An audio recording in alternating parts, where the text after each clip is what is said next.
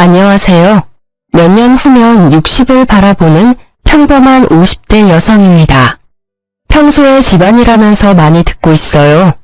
저도 오늘은 혼자 품고 있었던 이야기 하나 꺼내보려고요. 시작하기 위해 조금 오래전으로 거슬러 올라가 보겠습니다. 남편과 저는 남들처럼 평범하게 만나 연애했어요.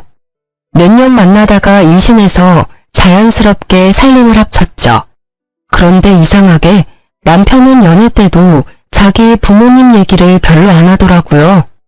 제가 알고 있는 건 남편이 외동이며 홀어머니 밑에서 자랐다는 거였죠. 결혼식을 올리기 전 저는 남편을 키워주신 시모에게 인사를 드리고 싶었는데요. 남편은 나름 자신만의 상처가 많은지 질색하며 싫다고 하더군요. 제게 시모는 남이라 생각하고 살자고 말하는 남편에게 저는 도대체 어머니랑 무슨 일이 있었냐고 물었죠. 불화가 심했다며 대충 둘러대는 남편에게 그땐 더 캐물을 수 없었어요. 그래도 당신 어머니께서 혼자 열심히 키워주셨는데 결혼식에는 모시는 게 어때? 그러다 당신 나중에 늙어서 후회할 수도 있어. 만약 어머님이 자기한테 상처 주신 게 있다면 결혼을 계기로 풀 수도 있는 거잖아. 어떻게 생각해? 난 당신 뜻 존중하지만 내가 아무것도 모르는 상태에서 결혼식에 모시지 않는 건 마음에 자꾸 걸려. 나도 모르겠다. 전 그러면 당신이 마음대로 해.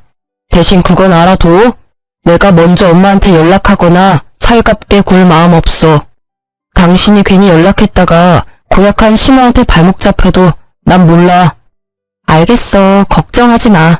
내가 알아서 해볼게. 저는 남편의 경고에 조금 떨리는 마음으로 시모에게 연락했습니다. 그렇게 한 번도 본 적 없는 어머님은 흔쾌히 제 동네로 오신다고 하셨죠.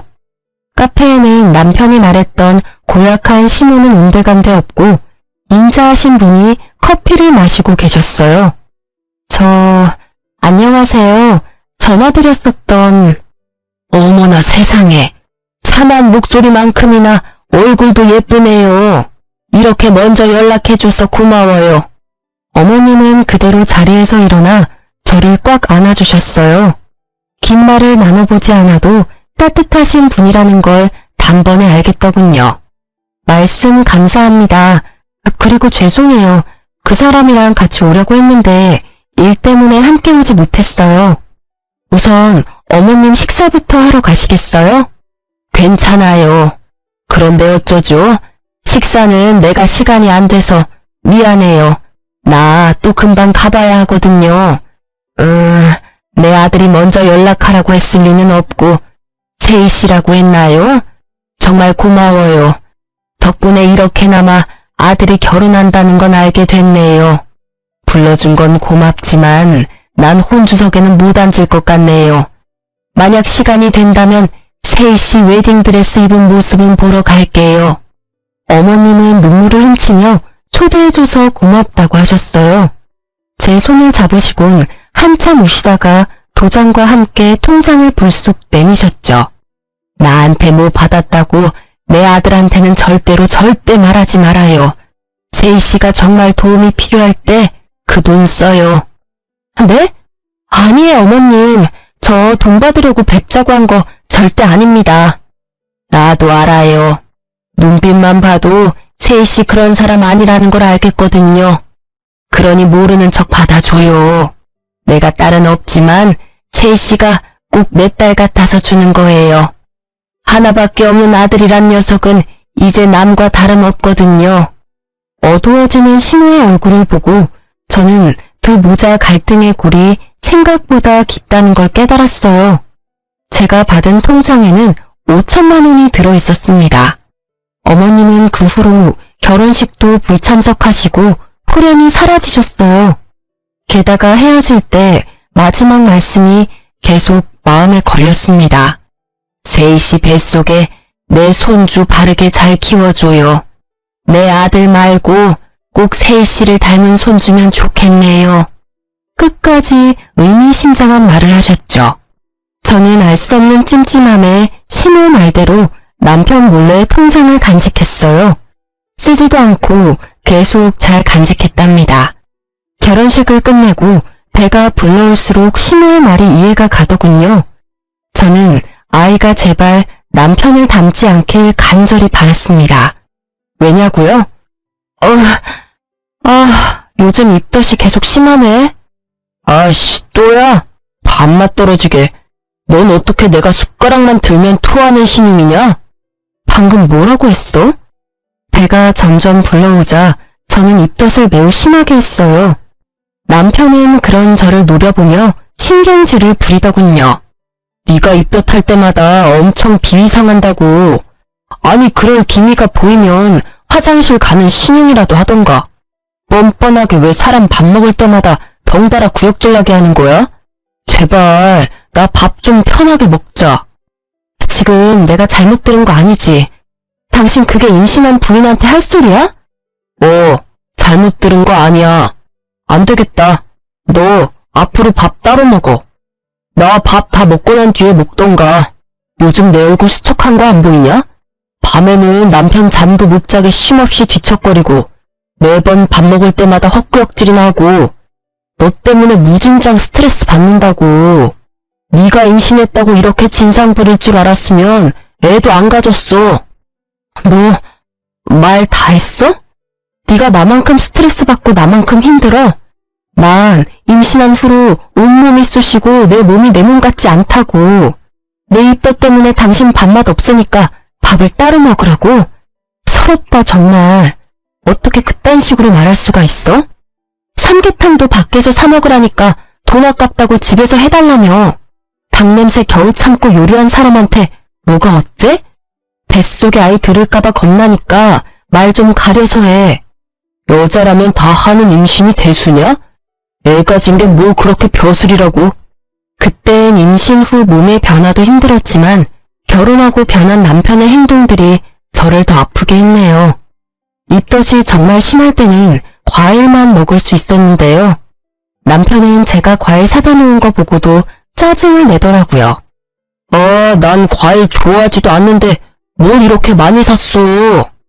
그나마 과일이 입덧 없어서. 네가 먹고 싶으면서 샀으면서 참 핑계도 가지가지다. 아니 내 입으로 들어가는 건 없는데 이게 다 얼마치야? 에이씨 돈 아까워 죽겠네. 생활비 좀 아껴 써. 밖에서 돈 버는 남편 호구로 보지 말고. 입덧한다고 하도 뭐라 하길래 과일 먹으면 좀 나아서 사놓은 거야. 아님 내가 굶을까? 굶기를 바라고 계속 그렇게 시비 거는 거지? 오버하지 마. 누가 굶으래? 가만 보면 너 나만 되게 나쁜 사람 만든다. 내가 언제 너한테 밥 먹지 말고 과일 먹으랬어? 난 단지 역겨우니까 따로 먹으라 했을 뿐이야. 역겨워? 야, 내가 바깥에서 임신하고 왔니? 내 뱃속 아이 너랑 나의 아이야. 임신해서 고생하는 부인한테 뭐가 어째? 내가 마음에 안 들면 내 돈도 쓰지 마. 앞으로 생활비 일절 없어. 남편은 싸움 이후로 생활비도 입금하지 않더군요. 저는 육아휴직 중이라 모아둔 돈으로 생활했어요. 남편은 혼자 저녁을 먹고 들어오더라고요. 제가 고기를 별로 좋아하는 편도 아닌데요. 한날은 소갈비가 그렇게 먹고 싶더라고요. 저는 마트에서 양념된 불고기를 사며 애써 먹고 싶은 걸 참기도 했어요. 참 서러웠죠. 그때 마침 시모가 줬던 통장이 떠올라서 꺼냈는데요. 자세히 보니 통장에 전화번호가 적혀 있더라고요.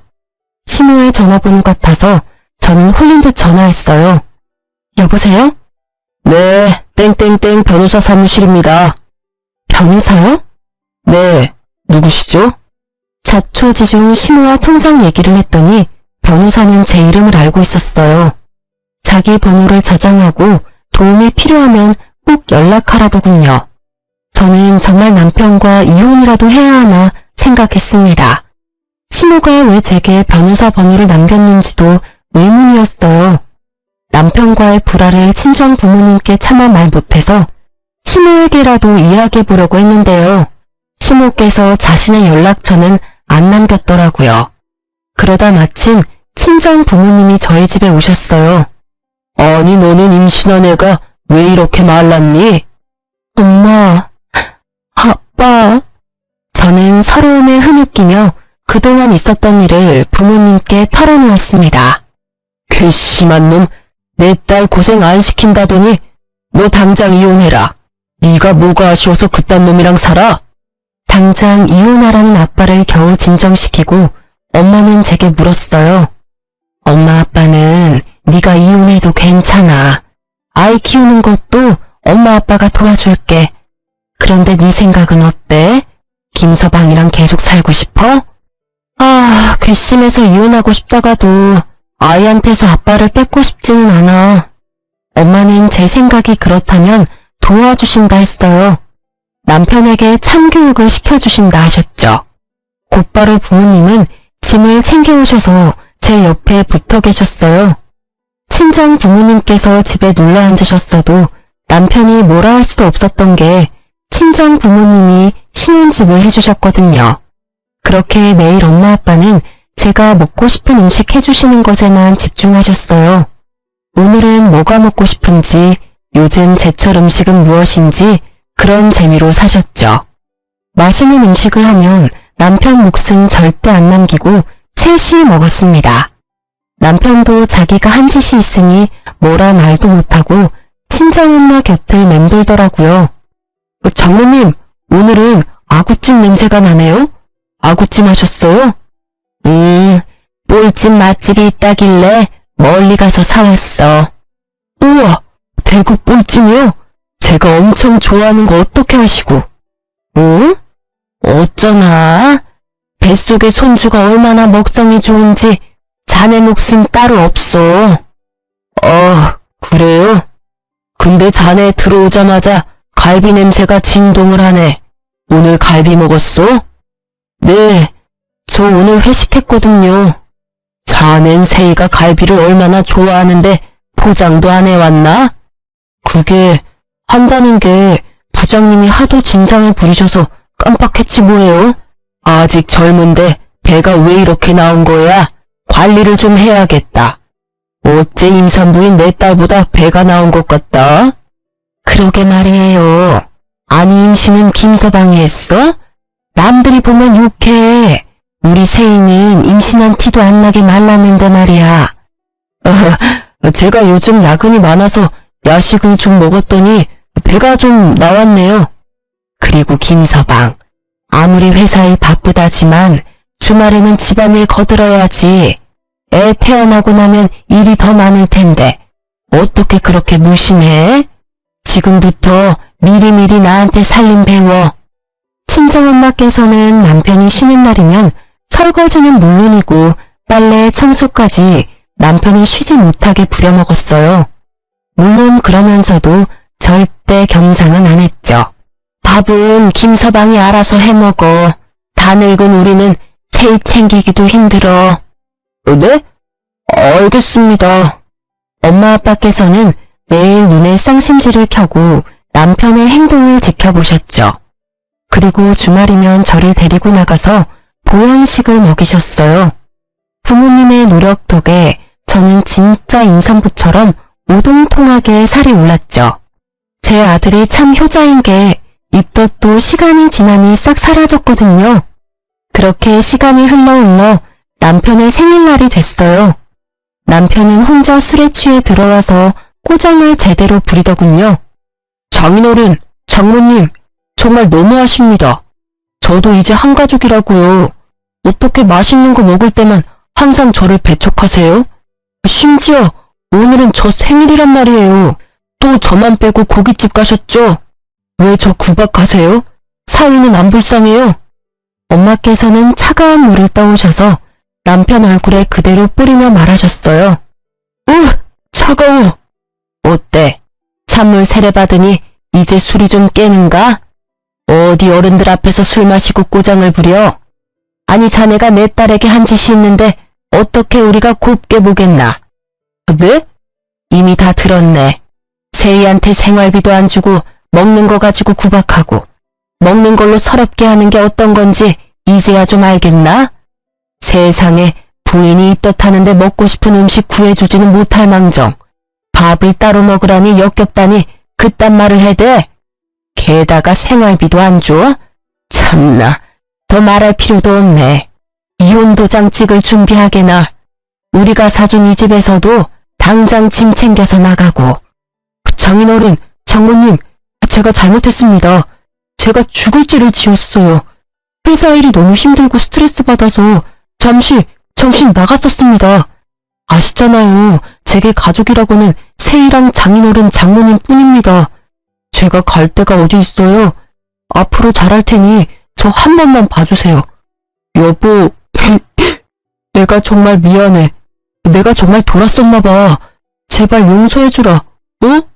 남편은 울면서 친정 부모님과 저에게 빌었어요. 무릎 꿇고 싹싹 비는데 저도 눈물이 터지더군요. 왜 내게 그렇게 못나게 굴었을까 생각하다가도 짠하기도 하더군요. 친정 부모님께서는 이번이 처음이자 마지막 기회라고 말씀하셨어요. 한 번만 더 딸 눈에 눈물 나는 일이 생기면 얄짤없다고요. 그러자 남편은 행동이 180도 바뀌더군요. 제가 입덧하면 쪼르르 달려와서 괜찮냐고 하고요. 자기 입으로 들어가는 것보다 제 입으로 들어가는 걸 우선시하더군요. 그동안 주지 않았던 생활비도 한꺼번에 입금받았고 그 뒤로는 매달 생활비 꼬박꼬박 잘 입금하더라고요. 이혼 위기는 그때 딱 한 번이었습니다. 사람들은 바보같이 왜 봐주냐고 할지 몰라도요. 이후로 뭐 큰일 없이 남편과 불화 없이 꽤 잘 살아왔다고 자부해요. 그런데 남편은 또 나이가 들자 더 큰 상처를 제게 돌려주더군요. 애초에 사람은 쉽게 안 바뀌고 악한 게 남편의 숨길 수 없는 본성이었을까요? 저는 40대에 갑상선암 수술을 했어요. 초기에 운 좋게 발견해서 그나마 다행이었죠. 그날은 처음으로 정기검진을 하러 가는 날이었는데요. 시간이 지나도 그날이 잊혀지지 않네요. 당신 내일 검진 혼자 가. 같이 가주는 거 아니었어? 그럼 연차는 왜 쓴 거야? 내가 나이 들어서 병든 마누라 뒷바라지까지 해야 해? 착각하지 마. 약속 있어서 연차 쓴 거니까. 뭐? 병들었다니 어떻게 그딴 식으로 말해? 그래도 첫 정기검진인데 연차까지 썼다니까 난 당연히 같이 가주는 줄 알았지. 친정 부모님이 일찍 돌아가시고 제 보호자는 이제 남편이었거든요. 남편이 제게 남처럼 구니까 참 속상했어요. 그러고는 정말 저와 남이 되려고 하더군요. 이혼해. 뭐? 조금 다퉜다고 이혼 이야기를 꺼내는 남편을 보고 저는 허탈한 얼굴로 되물었죠. 아니, 이혼이라니. 갑자기 무슨 뚱딴지 같은 소리야? 이제 재영이도 다 컸고 나 너네 뒷바라지 할 만큼 다 했잖아. 남은 인생은 좀 편하게 쉬고 싶어. 나도 온전한 내 인생 살고 싶다. 황혼 이혼 다들 하잖아. 이혼하자. 여보, 왜 그래? 우리가 그렇게 나이 많이 먹은 것도 아니고 이제야 40 중반 바라보잖아. 근데 황혼 이혼이라니. 더군다나 재영이 아직 대학교 졸업도 안 했고 결혼도 안 했어. 당신 이혼 소리 나올 만큼 내가 힘들게 했던 거야? 아님 정말 내가 아팠던 것 때문에 나 버리려는 거야? 그것도 아니라면 혹시 나 몰래 바람이라도 났니? 바람 같은 소리 하네. 근데 솔직히 바람 피고 싶었어. 당신 매력 없어진 지 오래거든. 나도 남자야. 퇴근하고 집에 오면 웬 낯선 아줌마가 나를 반기는데 좋겠어? 너 아직 40대면서 자기 관리를 그렇게 못하면 어떡해? 5년 뒤 10년 뒤에는 너 어떤 모습이겠니? 정말 기대도 안 된다. 게다가 살도 적당히 쪄야 볼륨감 있는데 당신은 아픈 후로 계속 볼품없이 말라가잖아. 나이가 들어도 자기 관리 잘하는 여자들이 얼마나 많은데 네가 병들었어도 예쁜 구석이 있으면 내가 이혼하자 하겠어? 지금 말 다 했어? 난 재영이 키우면서 당신 뒷바라지 누구보다 열심히 했어. 전망했던 회사까지 관두면서 가족들 케어했다고. 그렇게 평생 살았는데 뭐가 어쩌고 저째? 됐고 나 이번 달부터 생활비랑 학비 안 보낼 거니까 빨리 일 구해. 여보, 재영이 아직 의사 면허도 안 땄어. 나보고 뭐 어떡하라고. 아니면 네가 재영이 두고 당장 이 집에서 나가. 그럼 대학 졸업까지는 내가 시켜줄 테니까. 뭐? 집에서 당장 나가라니. 이 집이 당신 거야? 당연히 내 집이지. 자, 어떡할래? 내 제안 받아들일 거야 말 거야. 그동안 살아온 정이 있으니 원룸 하나 정도는 얻어줄게. 대신 재영이한테는 네가 바람나서 나갔다고 말할 거야. 그래야 너와 내 연도 확실히 끊기고 재영이는 자연스럽게 공부 독하게 하겠지. 뭐? 내가 바람을 피다니 그게 말이 돼? 재영이가 믿을 것 같아? 아니, 그렇다 할 돈도 없고 직업도 없는 날 갑자기 내쫓으면 나보고 어떻게 살라고. 당신, 우리 부모님이 얼마나 잘해줬는데 이러기야? 지금 생각해보면 나 부모 없다고 너네 엄마 아빠가 날 얼마나 잡았냐? 갑자기 분하네. 어우, 열받아. 제가 오열하는데도 남편은 눈 하나 깜빡이지 않더군요. 집에서 나가라고 남편이 대쪽같이 굴자 저는 망연자실했습니다. 우선 간단한 짐이라도 챙겨서 나가려고 하는데 갑자기 나타난 아들이 저를 붙잡았죠. 알고 보니 남편과의 개싸움을 처음부터 지켜봤더라고요. 엄마, 나가지 마요. 아빠가 엄마한테 어떻게 이러실 수 있어요? 재영아, 너 언제 왔냐? 설마 다 들었어? 아, 내가 얼마나 너 서포트했냐. 그쯤 하면 됐지. 난 네 나이 때 아무런 도움 없이 여기까지 왔어. 다 들었으니 일주일 안으로 둘 다 내 집에서 나가. 앞으로 남은 공부는 네 엄마한테 시켜달라 하고. 아버지, 설마 저 공부하는데 돈 많이 들어서 그러세요? 제가 아르바이트라도 해서 제 학비 벌게요. 저는 괜찮으니까 엄마랑 이혼은 하지 말아주세요. 부탁이에요. 불쌍한 제 아들은 무릎을 꿇고 남편에게 애원하더군요. 자기는 알아서 할 테니 엄마는 버리지 말라고요. 남편은 그 모습마저 냉정하게 외면하더군요. 야, 너도 참 이기적이다. 힘들게 일하면서 너 여기까지 공부시킨 건 나야. 어떻게 넌 네 엄마만 생각해? 나중에 너도 내 나이 되면 알 거다. 보잘것없는 마누라 먹여 살리느라 세월 다 보내서 내가 얼마나 지금 허무한지. 어떻게 엄마한테 그런 식으로 말씀하세요? 엄마는 뭐 아무것도 안 하시고 집에서 노셨어요? 아니잖아요. 남편에게 달려드는 아들을 말리며 저는 말했습니다. 그만. 아들, 괜찮아. 엄마는. 당신도 그만 말해요. 이혼해 줄 테니까 더 이상 재영이 상처 주지 말라고요. 저는 억울함보다 아들이 받는 상처가 더 걱정됐죠. 남편은 한사코 바람이 아니라더니 몰래 전화를 뒤져보니 젊은 여자랑 바람이 났더군요. 거울 앞에 늙은 제 모습이 어찌나 초라해 보이던지요. 좀 꾸미면서 살 걸 그랬나 후회도 했습니다. 하지만 아들은 자책하는 제게 당연히 말하더군요. 엄마, 나 사실 전부터 아빠 바람난 거 알고 있었어요.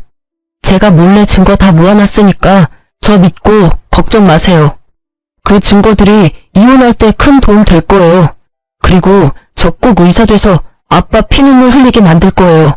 엄마 잘못 아니고 명백히 아빠 잘못이니까 자책하지 마세요. 학자금이랑 생활비는 대출받아서 공부하면 되니까 걱정 마시고요.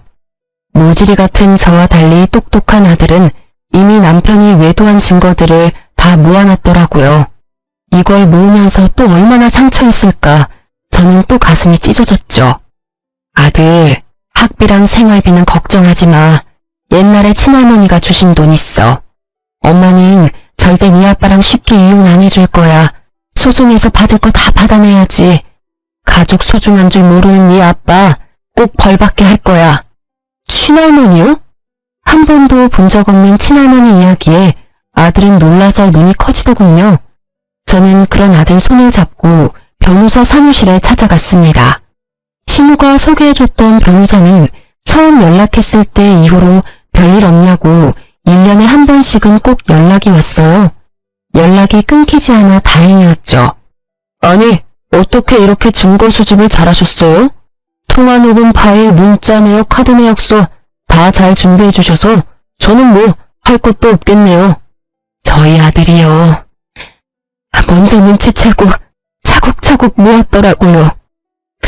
저 변호사님, 잘 잘 좀 부탁드립니다. 네, 저만 믿으세요. 아드님이 훤칠하고 바르게 참 잘 크셨네요. 할머니께서 걱정 많이 하셨는데 좋아하시겠어요. 저 할머니랑은 연락할 수 없나요? 왜 저희랑 연락 끊고 사셨대요? 사실은 지난해에 돌아가셨어요. 어머님 앞으로 건물도 하나 남겨놓으셨고요. 네? 제 앞으로요?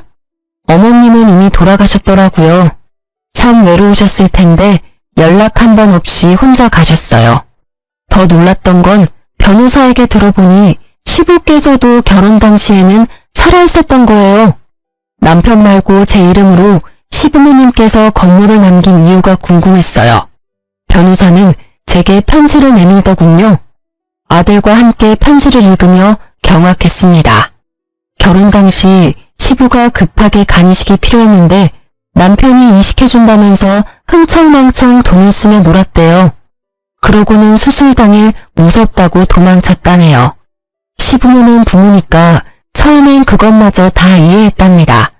하지만 병든 부모는 필요 없다고 결혼식에도 못 오겠다더라고요. 대신 죽기 전 유산은 미리 본인에게 결혼 선물로 달라고 하면서요. 짐승보다 못한 남편은 아픈 부인뿐만 아니라 낳아주고 길러준 부모까지 저버린 거죠. 애지중지 키워온 하나뿐인 외동아들이 그러니 시부모는 매우 충격이었다 합니다. 그러다 시부모는 결혼식에 오라고 찾아온 착한 예비 며느리가 고맙고 걱정되어 가지고 있던 건물을 제게 남기셨대요.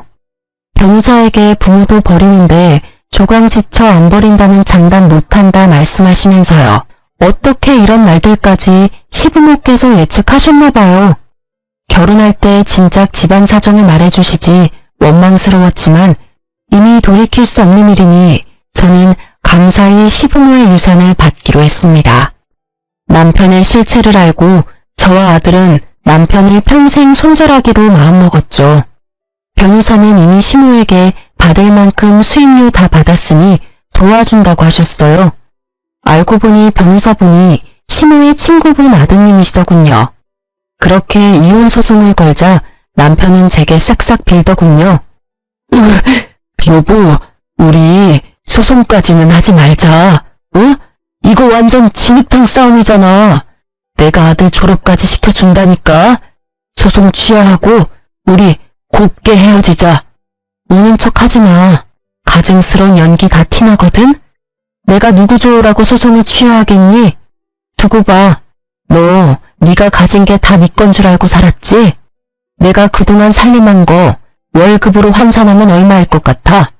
그리고 우리 부모님이 주신 집도 팔아서 홀마당 네 명의로 했잖아. 내가 반드시 내 거 다 빠짐없이 되찾아올 거야. 여보, 진짜 왜 이래? 당신답지 않게. 나다운 게 뭔데? 아, 너한테 호구 잡히는 게 나다운 거야? 나야말로 너 떠나서 내 인생 찾을 거야. 두고 봐. 이런 미친, 곱게 늙어야지. 퇴, 정신 차려. 네가 뭔 수로 날 이길 건데? 돈은 있고? 네 아들 의사는커녕 졸업도 못할 거다. 내가 너네 모자 10원 한 푼 지원해주는지 봐라. 남편은 제가 자기 맘대로 컨트롤이 안 되니 악담을 퍼붓더군요. 악귀에 쓰인 듯 남편의 눈이 희번득하는데 오만정이 다 떨어지더라고요. 그동안 이런 사람이랑 살아왔구나 오싹했어요. 변호사님은 이미 승소율이 높은 유명하신 분이고 남편에게 유책 사유가 있었기에 저는 소송에서 이길 분위기였어요. 남편은 자기 재산 저한테 다 빼앗길까봐 뒤늦게 싹싹 빌었어요. 위자료에 재산 분할까지 하면 자기한테 남는 게 별로 없으니까요. 여보, 내가 잘못했어. 잠시 내가 미쳤었나 봐. 당신 아프면 간호해줄 사람 나밖에 없잖아. 아들이 나중에 당신 간호해줄 것 같아? 뭘 믿고 이래? 제발 우리 이혼 없었던 일로 하자. 내가 앞으로 잘할게. 알잖아, 내가 2번 실수 안 하는 거. 예전에도 당신 서운하게 했을 때 고쳤잖아. 지금도 고칠 수 있어, 어? 어림없는 소리 하지 마. 내가 말했지? 내 거 다 찾아올 거라고. 가진 거 다 뺏겨도 그 여자가 널 받아줄까? 여보, 제발. 남편의 두 얼굴을 이제 잘 알기에 저는 더 이상 속지 않았습니다.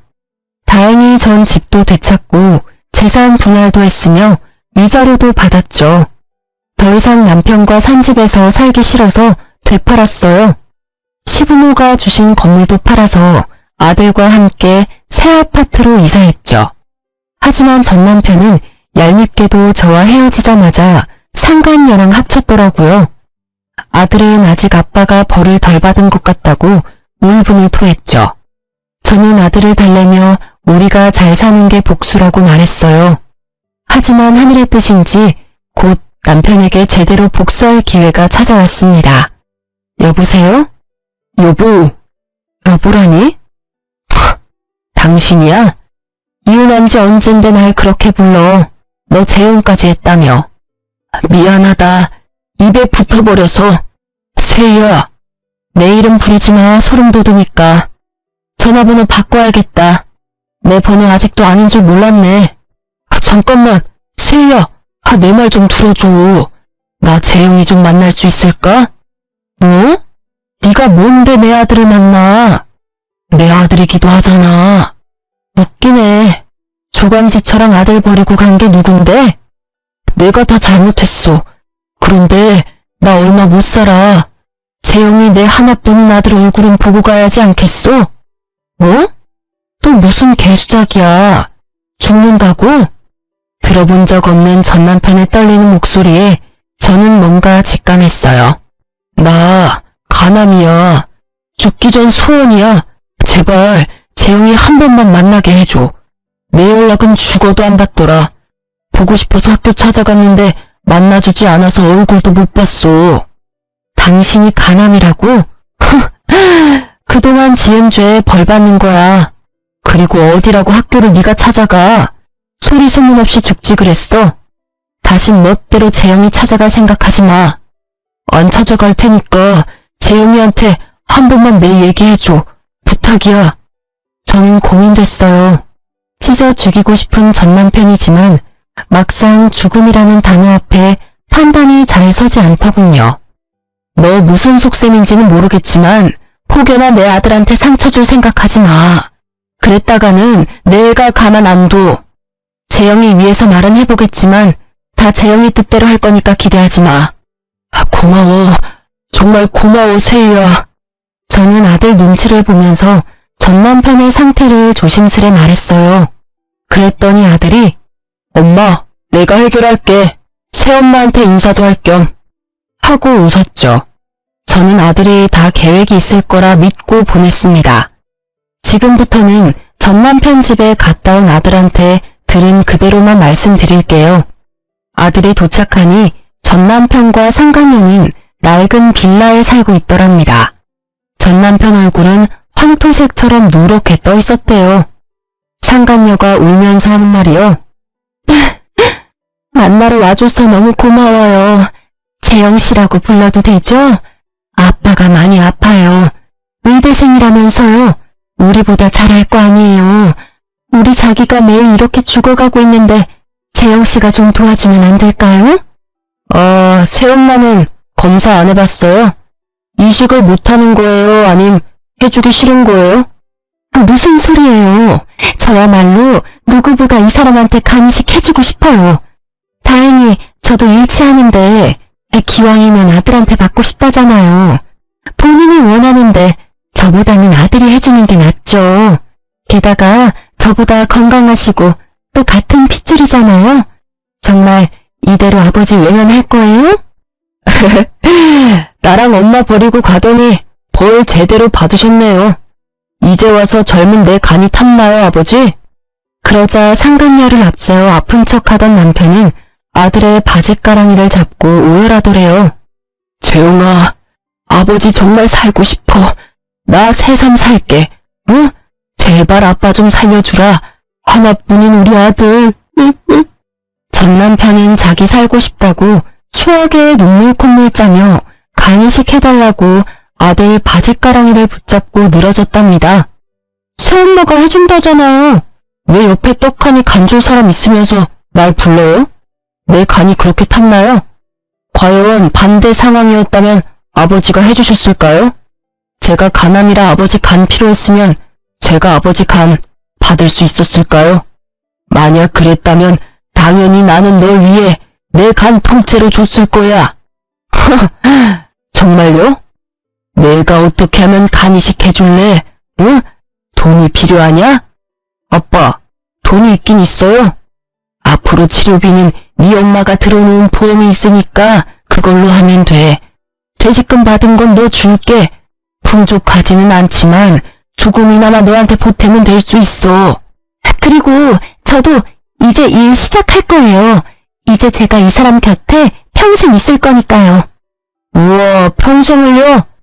아니, 병든 사람은 지금 버리고 도망가야죠. 아버지 사망보험금 많이 들어놨나 봐요? 새엄마가 쉽게 안 떠나는 거 보니까요. 그런 거 아니거든요. 저 이 사람 정말 사랑해요. 두 분 다 돈은 됐고요. 일단 어머니께 가서 허락을 좀 맡아야겠어요. 저 대신 아빠랑 새엄마가요. 제가요? 사모님이 저 보면 더 싫어하실 것 같은데요. 우리가 가면 네 엄마가 거품 물 텐데. 그러니까 어머니께 진심으로 사죄하며 빌어야겠죠. 둘 다 지은 죄가 있잖아요. 그렇게 아들이 상간녀랑 전 남편을 우리 집으로 데려왔어요. 조금 비싼 아파트라 상간녀와 전 남편은 놀란 눈치였죠. 시부모가 남긴 줄도 모르고 전 남편은 감탄하더군요. 어머니, 저 왔어요. 아니, 아들, 저 사람들이 왜 우리 집에? 여보, 오랜만이야. 집이 꽤 좋네. 월세야? 내 돈으로도 이 집은 택도 없는데 어떻게 된 거야? 아버지, 자가예요. 어머니 명의로 된 자가요. 아니, 누가 여보야? 네 여보는 지금 네 옆에 있는 저 상간녀 아니야? 상간녀는 열받았는지 얼굴에 열이 확 올랐더군요. 말씀이 지나치시네요. 저희 커플 이제 엄연히 부부 사이거든요. 커플? 부부? 웃기고 있다. 넌 조용히 있어. 전 남편은 상간녀에게 소리를 꽥 지르고는 제게 나긋나긋 말했어요. 예전 버릇 난 못 주더군요.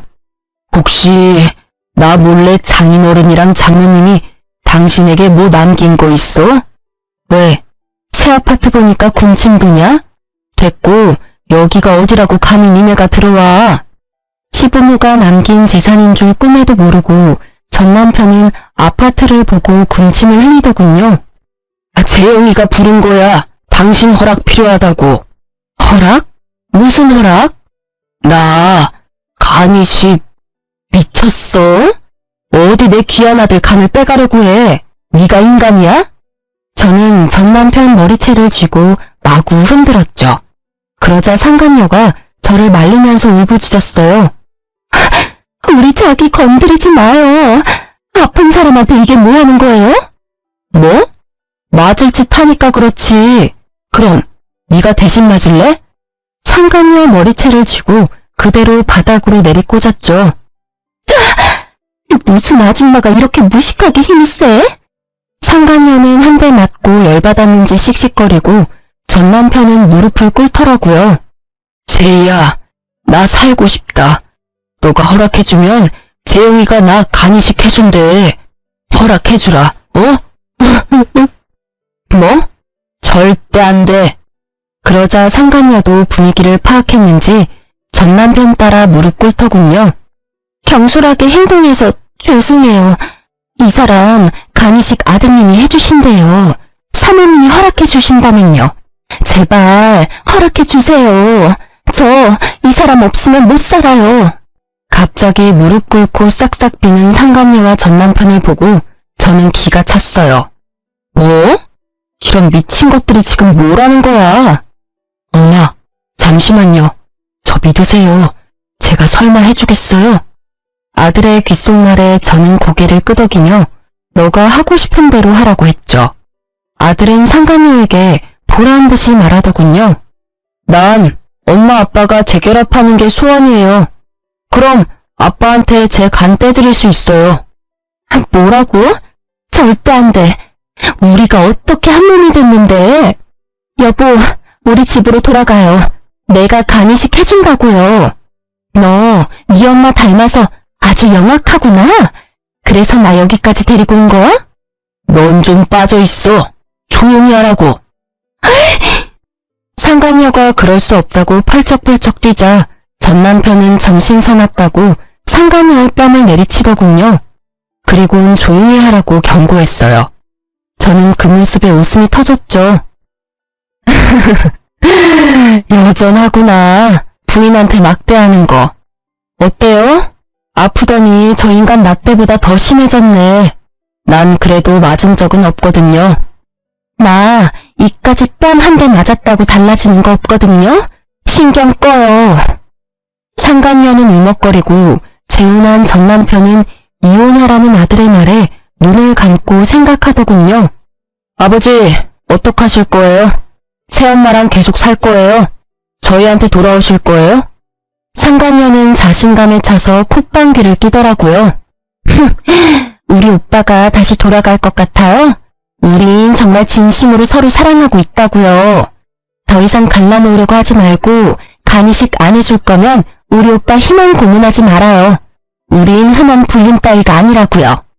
상간녀 혼자 드라마를 찍자 아들은 상간녀와 남편을 내쫓았어요. 이혼하고 다시 오세요. 그럼 아버지 부탁 받아드릴게요. 자기 아들 처음부터 간줄 생각도 없었으면서 괜히 우리한테 저러는 거예요. 우리 빨리 가요. 내가 이식해 줄 테니까요. 이게 뭐 하는 짓이에요? 저는 그 둘에게 아깝지만 소금을 왕창 뿌려댔어요. 꽤 아팠을 거예요. 굵은 소금이었거든요. 재수 음부투니까 썩 꺼져. 그러고는 저는 아들에게 무슨 생각이냐고 물었죠. 아들, 엄마는 무서워. 너 도대체 무슨 계획인 거야? 엄마는 저 인간이랑 합칠 생각 추호도 없단다. 엄마, 그럴 일 없을 거니까 안심하세요. 난 저런 사람 아들인 게 정말 너무 창피해. 전부 되돌려줄 거예요. 엄마한테 상처 준 것도 할머니 할아버지한테 상처 드린 것도 잘못한 사람이 직접 다 갚아야죠. 엄마는 신경 쓰지 마요. 제가 다 알아서 할게요. 저는 똑똑하고 야무진 아들의 의견을 전적으로 믿기로 했습니다. 그리고 얼마 안가 정말 전 남편은 상간녀와 이혼하고 찾아왔습니다. 정말 30대인 상간녀의 간보다 염치도 없는지 20대인 아들 간이 더 탐났나 봐요. 여보, 아들, 나 이혼하고 왔어. 글쎄 그 못된 게 이혼이라고 떨어지자마자 집안에 내 물건 하나도 못 가져가게 해서 빈털터리로 나왔지 뭐야. 전 남편은 전보다 더 심해진 몰골이었어요. 무슨 자신감으로 빈몸으로 찾아온 건지 저는 속으로 놀랐죠. 그리고 뒤이어 상간녀까지 쫓아왔더라고요. 내 남편 내놔 이 쓰레기들아. 아니 오빠 설마 했는데 진짜 여기로 온 거야? 나 버리고 여기서 잘 살 수 있을 것 같아? 저 사람들이 오빠 대접이나 해줄 것 같냐고. 마지막 기회야. 지금이라도 나한테 돌아와, 응? 오빠 나 진심으로 사랑하잖아. 쓰레기는 너지. 어디서 남의 집에 쳐들어와서 행패야? 그리고 애초에 내 남편이었잖아. 내 남편이 제자리에 되돌아온 걸 네가 뭔 자격으로 말을 못해? 제 옷을 붙잡고 늘어지는 상간녀를 보던 아들은 아버지, 보고만 계실 거예요? 전 남편은 저와 아들의 눈치를 보다가 현관까지 쫓아들어온 상간녀에게 침을 뱉더군요. 돼! 너 때문에 내가 되는 일이 하나도 없어. 너만 안 만났으면 여우 같은 것 남의 가정 파탄 내놓고 여기가 어디라고 와? 오빠! 신고하기 전에 당장 꺼져! 오빠, 정말 왜 그래? 상간녀는 아랑곳하지 않고 전 남편의 바지가랑이를 잡고 늘어졌어요. 그러자 전 남편이 현관에 꽂혀있던 화병의 장미꽃을 빼들고 상간녀의 얼굴을 사정없이 후려쳤죠. 꺼져! 꺼지라고 제발! 탱탱한 네 피부, 몸매, 그게 언제까지 갈 것 같아? 한순간이야. 내가 널 사랑해? 웃기지 마. 난 네 몸 때문에 만난 것뿐이라고. 상간녀는 눈물이 범벅되어 보기 좋게 얼굴이 일그러지더라고요. 당신 아들이 정말 이대로 순순히 간식해줄 것 같아? 난 진심으로 사랑해서 진짜 당신한테 간식해줄 수 있었다고. 날 버린 이 순간 평생 후회할 거야. 아들과 제가 한심하게 쳐다보자 전남편은 머뭇거리다 상간녀 머리채를 질질 끌고 현관 밖으로 내동댕이 치더군요. 그러고 전남편은 후련한 얼굴로 다시 집 안으로 들어왔어요. 그 모습을 보는데 통쾌하면서도 전남편이 악마 같았어요. 어쩌면 이혼을 하지 않았다면 언젠가는 나도 저 손에 맞았을까 싶기도 했고요. 정말 질기지? 내가 어쩌다 저런 거랑 엮어서는 여기가 어디라고 찾아온 건지 원. 당신이야말로 여기가 어디라고 기어들어와? 뭐? 여보 왜 그래? 나 깔끔히 이혼하고 온 거야. 엄마랑 나 재혼은 언제 하면 되겠냐 재영아. 아무래도 수술하기 전에 하는 게 좋겠지? 아버지, 아니 이제 아저씨라고 해야 되는 걸 자꾸 깜빡하네. 아저씨, 이제 아저씨도 그만 돌아가 주세요. 뭐라고 재영아? 아저씨라니. 신고하기 전에 우리 집에서 나가라고요. 너가 오라고 했잖아. 내가 갈 곳이 어딨어? 전남편이 소리 지르자 아들은 전남편에게 고시텔 방키를 던졌어요. 거기 적힌 고시텔로 가면 돼요. 아저씨가 지낼 곳은 거기가 딱 적당하잖아요? 저 혼자 면허시험 준비할 때 공부하던 고시원인데 아저씨도 거기서 인생을 좀 되돌아보세요. 지은 죄가 많잖아요. 말이 다르잖아. 이혼하고 왔잖아. 아니 내가 몸이 안 좋은데 어떻게 고시원에서 지내? 역정을 내는 전 남편에게 아들은 희미하게 웃으며 말했죠. 간이식은 이제 필요 없으신가 봐요? 거기 가 계시라고요. 전 남편은 눈에 핏발이 섰는데 아무 말도 못하고 고시원으로 떠났어요. 아들은 고시원도 한 달치 월세만 냈어요. 월세 문제로 전화온 전 남편에게 아들은 직접 일해서 내라고 말했죠. 막노동하세요. 하루 하면 10만 원은 거뜬하잖아요. 그리고 저 바쁘니까 전화하지 말아줄래요? 내가 몸이 이렇게 안 좋은데 어떻게 일을 하니? 진짜 짜증나게 하네. 전 그러면 아저씨보다 힘들게 사는 사람들한테 봉사라도 하세요. 봉사활동하면 당분간 월세는 내줄 테니까요. 이후로는 아들한테 들었는데 전 남편은 매일같이 요양병원에 봉사활동을 갔더라고요. 아픈 걸 숨기느라 비비크림까지 발라가면서요. 그리고 점점 불안한지 제게도 애원하더군요. 재용이 말이야, 나 간이식은 언제쯤 해주려나? 글쎄, 당신하기 나름이지. 요새 재영이 바빠. 그렇게 저와 아들이 간이식에 대해서 확답을 주지 않자 전 남편은 얼마 안가 집으로 찾아왔어요. 지금 날 놀리는 거야? 아니 도대체 언제 간이식 해준다는 거야? 와, 제가 아저씨 놀리는 거 진짜 이제 알았어요? 뭐? 너 이 새끼. 이혼도 한 번 해본 놈이 잘한다고 아주 두 번째 이혼은 뭐 고민도 없이 해버리셨네요? 어떡해요. 이제 혼인관계도 아니라서 그 상간녀가 아저씨한테 간이식도 못 해주는데. 이 악마 같은 자식아! 어디 내 귀한 아들한테 악마래. 악마는 너지 이 자식아. 똑똑한 제 아들의 계획에 전 남편은 개거품 물더라고요.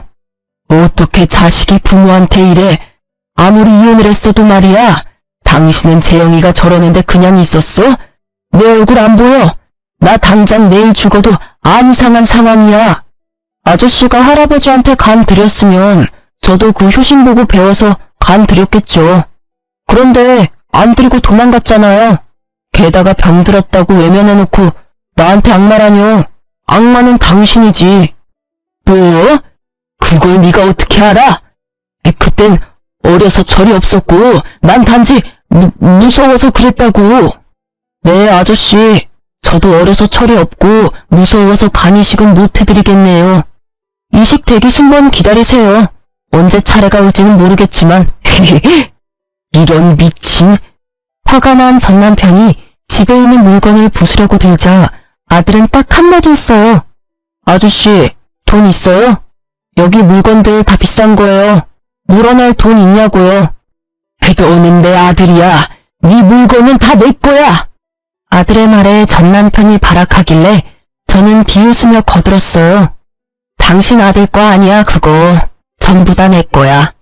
그러니까 함부로 손대지 마. 당신이랑 나 남남이잖아. 그거 알아? 이 아파트 어머님이랑 아버님이 나한테 남겨주신 거. 뭐? 장인어른이랑 장모님이? 아니요. 제 친할아버지 친할머니가요. 당신이 버린 당신 부모님이 이렇게 될 줄 아셨는지 내게 재산 남기셨더라고. 에이, 내놔. 처음부터 내 거였네.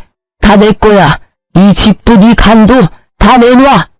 전 남편은 정신을 잃고 날뛰고요. 미리 신고한 덕에 경찰들이 왔어요. 전 남편은 계속 짐승처럼 울부짖더라고요. 저는 아랑곳하지 않고 경찰들에게 침착하게 말했어요. 전 남편인데 갑자기 찾아와서 행패를 부리네요. 아프더니 정신까지 어떻게 됐나 봐요. 여기 있는 물건들 다 내 물건이고 이제 이혼한 남남이니 꼭 법적으로 책임 물어주세요. 아들 역시 전 남편에게 한마디 했죠. 아저씨, 장례식 때 봬요. 거기서는 마지막으로 아들 노릇 해줄 테니까요. 나중에 변호사가 시부모님이 남겨주신 재산은 오로지 제 몫이라고 하자 전 남편은 망연자실하더군요. 여보, 제발 나 불쌍하지도 않아? 한 번만 봐줘라. 내 아들이 저렇게 무서운 애였어? 나 너무 소름 돋아. 소름 돋는 건 당신이야. 그리고 당신 닮지 않아서 내 아들은 너무 바르고 착해. 너무 착하고 바르니까 참지 못하고 악한 당신 벌 주는 거잖아. 그렇게 전 남편과의 인연은 정말 거기서 끝이 났습니다. 더 이상 저희 집에 찾아오지도 않더군요. 자기 몸뚱아리 하나 치료할 돈만 들고 있는 전 남편은 제가 들었던 전 남편의 보험을 물어보더군요. 저는 당연히 이혼할 때 제가 들어놓은 거 다 해약했죠. 그것도 모르고 전 남편은 보험금을 어느 정도 탈 줄 알았었나 봐요. 만약 이혼 안 했더라면 보험도 해약할 일 없었을 텐데 말이죠. 참 끝까지 어리석은 인간이라 생각했죠. 전 남편은 형편이 넉넉하지 않은데도 불구하고 살고자 하는 의지는 커 보였습니다. 퇴직금으로 집을 구하지는 않고 여전히 고시원에서 산다고 들었어요. 그 월세도 아까운지 무료급식 먹으며 떠돌이 생활 중이라고 아들을 통해 들었어요. 아들은 계속 자기 아빠가 벌을 제대로 받는지 감시하고 있었죠. 상간녀는 시간이 좀 흐르고 다시 제게 찾아왔더군요. 자신은 정말 사랑에 빠진 줄 알았다나 뭐라나요. 그건 사랑도 아니었고 추접한 불륜인 걸 이제 알았다고 뉘우치더라고요. 그 이후로 계속 눈이 돌아서는 저보고 재혼하자고 집착하더라고요. 그래서 스토커로 경찰에 신고했어요. 그래서 나보고 어쩌라고요. 난 당신이랑 이런 대화 나누는 것도 불편하고요. 2번 다시는 우리 집 찾아오지 마세요. 저 잘못했습니다. 정말 죽을 죄를 지었어요. 많이 후회하고 있어요. 진심으로 용서 구하러 온 거예요. 지금 고해성사라도 하는 거예요? 벼랑간 상간녀가 울면서 무릎 꿇고 빌더라고요. 아드님께서 제가 가는 곳 어떻게든 찾아내서 자기 아빠랑 불륜을 저질렀다고 자꾸 소문내요. 제발 그만해 주시면 안 될까요? 저 정말 착하게 살게요. 저도 아직 젊어요. 이제 다 잊고 새삼 살고 싶은데 그쪽 아드님이 너무 무서워요. 저는 상간녀와 전 남편에게 하는 복수가 아직도 진행 중이라는 것에 조금 놀랐어요. 하지만 티를 내지 않고 상간녀에게 따끔하게 말했어요. 남의 눈에 눈물 흘리게 한 대가 아니겠어요? 그 정도로 엄살 떨지 마세요. 그만두더라도 내 아들이 내킬 때 그만두겠죠. 다신 찾아오지 마요. 한 번 더 찾아오면 나까지 합세해서 괴롭혀 줄 테니까. 상간녀는 말없이 봉투를 내밀었어요. 백화점 상품권 10만원권이 20장 들어있더군요. 약소하지만 받아주세요. 아니 이딴 걸 내가 받겠어요? 상품권을 꺼내 상간녀 얼굴에 뿌리자 상간녀는 고개를 못 들더군요.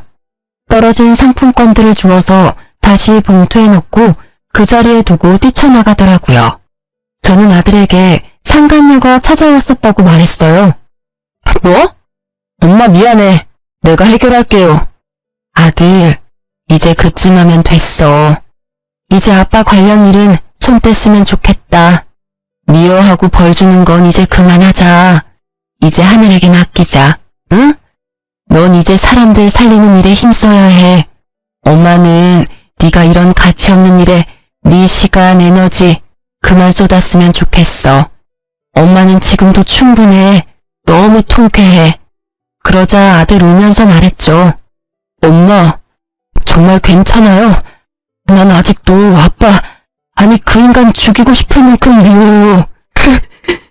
엄마는 괜찮으니까 이제 그 마음 지우고 우리 삶 살자. 응?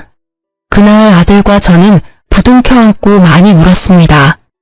시간이 흘러 지금은 제 아들 어엿한 의사예요. 아직 인턴이지만 전 남편과 달리 정 많고 효심 깊고 봉사정신 투철한 의사죠. 이제 아들도 졸업하고 인턴 생활하고 저도 일주일에 한 번은 봉사활동하며 지내고 있습니다. 그 외에 나머지 시간은 온전히 저를 위해 보내고 있어요.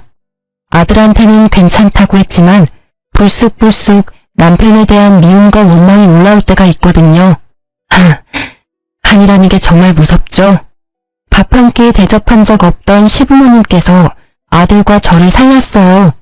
그 은혜에 보답하기 위해 잘 살려고 노력하고 있습니다. 전 남편은 부모에게 지은 죄로 천벌을 받는 거라 생각합니다. 오늘 내일 하고 있거든요.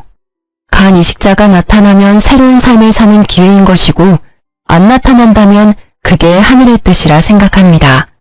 여러분, 착하게 살아야 복이 와요. 누구든 남에게 상처 주는 삶을 살지 말아야 합니다. 앞으로 저도 남은 삶 은혜 베풀며 살게요. 긴 사연 들어주셔서 감사하고요. 모두 행복하세요.